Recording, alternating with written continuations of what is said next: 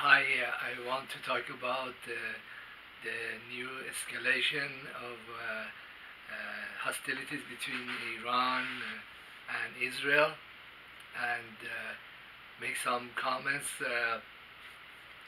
about some of the events that happened that kind of people, they don't look at it too much. It looks to be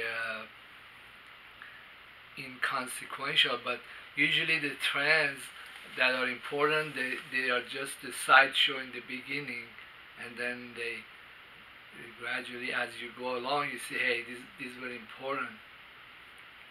Well, I saw a while ago that the Russian President Putin told Israel that Golan Heights belongs to Syria, and Israel should return it. Then previously to that, Israeli jets used a spy plane that Russia had, and they hid under the plane and used it as a radar shield. So the Syrians, they targeted this plane mistakenly and took it down. So the Russians were pretty angry. Then what happened next is that they said, okay, we're gonna release the S-300 to Syria, and then but in the latest round, it looks to be that the enemies of Israel are testing the ground to Israel's vulnerabilities, and it looks like that they are the one that going to initiate it, or they don't care if war starts, because there comes to a point in the military build-up that it doesn't make any more sense to delay or get more logistics or more planes, because everybody's is loaded with weapons, and everybody has anti-aircraft, everybody has EMP, everybody has electronic warfare, and so what will happen next is that the generals, they'll do what they want to do to actually fight the war or to start the war. But what I thought that was significant, and it happened, and many analysts they kind of missed it, was the fact that either the Syrians or the Iranians, they fired a rocket or several rockets, I don't know, but one landed in a ski resort in Golan and killed about 11 Israelis. I guess they were civilians. Then Israel retaliated immediately, but it shows the initiative that the surrounding countries to Israel are very tired of it, and they want to get it over with Israel, and it doesn't have very many friends, but later on Israeli Air Force came out and said, oh, we have done a massive attack on the Syrians or the Iranians. Well, actually what I did use from the attack was that they attacked the Syrian airport, civilian airport, and then Russians came out and said that of all the missiles that were fired by Israelis, some landed or some were effective, but 30 of them were intercepted in midair, and only some were successful. And then about 4 Syrian soldiers got killed, and then 5 were injured. Well, the Israeli came out later on and said, we have done massive bombardment. They showed the rocket, the videos that were hitting different targets. Then there was a UN session, and Iran and Syria were telling Israel that we're gonna retaliate against your civilian airport, in Tel Aviv airport.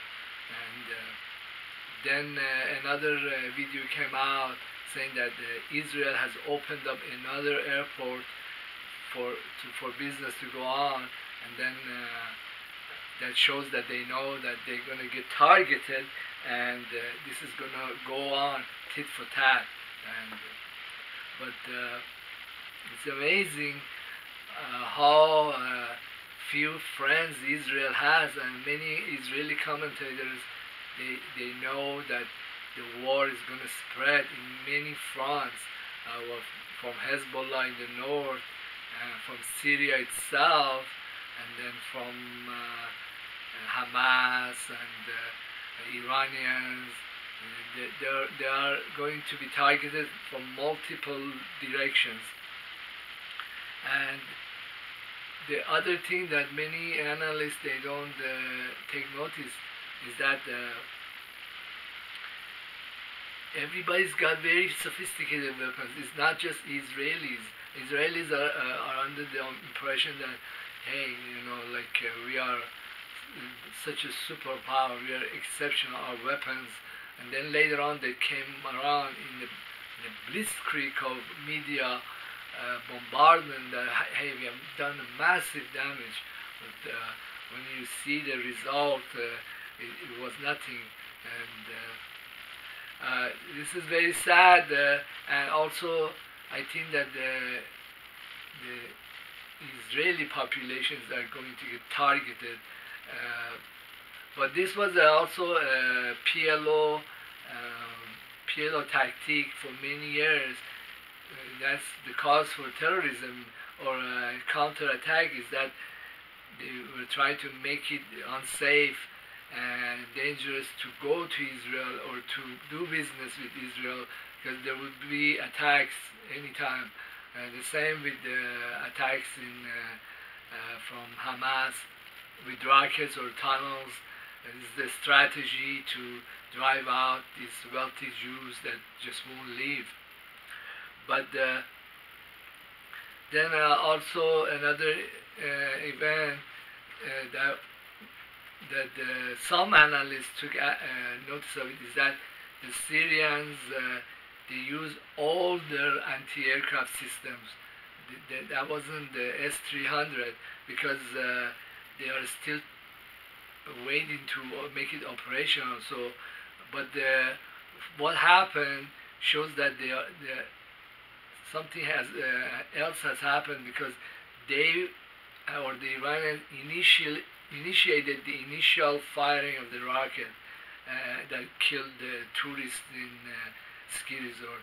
So it shows that hey, we are ready. And then there are other statements in the United Nations that we're gonna target you, like a major airport, which means that Israel's enemies are not afraid of Israel, and they will pursue it. I don't know where the airport is. I think it's by Mediterranean. Just my natural inclination would be that they would fly into the sea first and then change direction at higher altitudes. I don't know. Also, the statement from Iranian general that that many Air Force personnel in Iran anxious to start the war. So I think this is the start of the war, and I do hope that it will not escalate to other countries. But hey, the Americans are very stupid, and they might show up. That's very bad for them.